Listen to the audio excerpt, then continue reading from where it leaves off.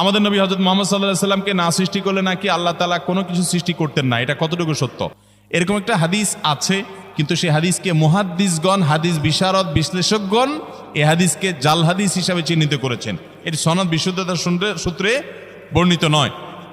লাউলা লাউলা খলিকতু লামা খলিকাতিল আফলাক, নবী সাল্লাল্লাহু আলাইহি সাল্লাম যদি সৃষ্টি না হতেন আসমান জমিন সৃষ্টি হতো না। ভাইরা আমার, নবী সাল্লাল্লাহু আলাইহি সাল্লামের মর্যাদা বলার জন্য মিথ্যা হাদিস বলার কোনো দরকার নাই। আল্লাহ তাআলা তার নবী সাল্লাল্লাহু আলাইহি সাল্লামকে, তার হাবিবকে এমনি মর্যাদা দিয়েছেন, তার জন্য ভুয়া হাদিস বানানোর কোনো দরকার। তিনি সকল নবী রাসূলদের মধ্যে শ্রেষ্ঠ, তাকে আল্লাহ মেরাজে ডেকে নিয়ে সম্মানিত করেছেন, তাকে আল্লাহ তাআলা কিয়ামতের ময়দানে হাউজে কাউসার দান করবেন, তার শাফাআত হবে সবচেয়ে বড় শাফাআত, শাফাআতে কুবরা। তাকে আল্লাহ তাআলা কত মর্যাদা দিয়েছেন, অতএব ভুয়া ভিত্তিহীন হাদিস বলার দরকার নেই। বুখারীর হাদিসে আসছে, তিনি বলেছেন লা তুতরুনি কামা আতরাতিন নাসারা ইবনে মারইয়াম, খ্রিস্টানরা ঈসা আলাইহিস সালামের মর্যাদা বেশি বলতে গিয়ে ওনাকে আল্লাহর সন্তান বানায়া ঈমান হারা হয়ে গেছে, তোমরা আমার মর্যাদা বলতে গিয়ে